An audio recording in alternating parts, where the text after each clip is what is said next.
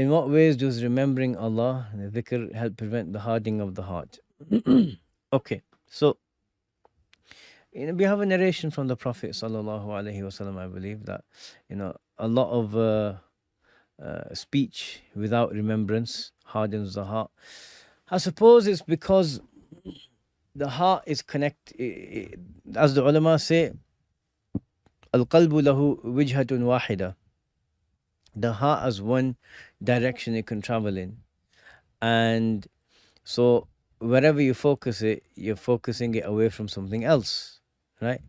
So someone who's constantly talking or constantly joking, but joking in a way where it's not meant to be, like, just to lighten things up, be pleasant around people there just for a laugh. People there, the whole point of the day and their life is to just amuse themselves and just have a laugh, go to a comedy show and then go to another one and then just laughing away. That will harden your hearts as with speech. Why? Because Allah's not in there, and in that moment you're away from God. Remember, the heart has one direction and Allah's not in that direction. So metaphorically speaking, of course. But when you remember Allah, la ilaha illallah, la ilaha illallah, la ilaha illallah, you're turning to Allah, and it keeps the heart's connection to Allah fresh. So what we have is, it's like it's like a screen, your phone screen, right? If you polish it, or not polish it, if you wipe it daily. I was thinking about a mirror initially as an example, so you polish the mirror, but your phone screen, if you wipe it daily, or after every short period of time, it will generally stay free of smudges and fingerprints and whatever, all these marks. And but if you don't, you neglect it, then what happens is all these marks and smudges and stains and bits of chutney and ketchup, all, they'll stick to your screen, right? The same with the mirror. Like, if you polish it and clean it, it'll shine and reflect yourself. But if you don't, and there's layer of dust on it, or someone's touched it here and there, what it will do is, it will occlude the mirror. You can't see things as clearly as the mirror could potentially show them.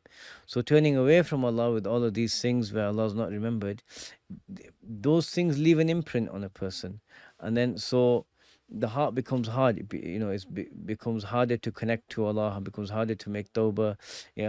People find it harder to cry, and although that's, people are different in that regard, but all of these things make a person not want to turn to Allah with the same focus and intensity, you could say, as a person who has some dhikr in their life, because that dhikr is constantly polishing, constantly removing the things that can block the heart. And then once the general layer of dirt, you could say, is removed, then you can actually polish something even further.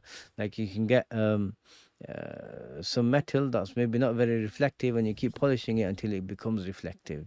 So there's a lot of benefit in the remembrance of Allah, and the remembrance of Allah has many forms.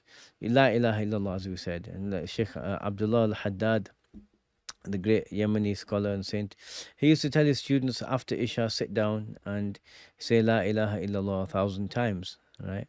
And maybe you could try that, work up to it. If you're not comfortable sitting for that long making dhikr, work up to it over a few months. Just La ilaha illallah, La ilaha illallah, La ilaha illallah. Or some blessings on the Prophet sallallahu alaihi wasallam. Read Dalailul Khairat or some other work. Recite the Quran.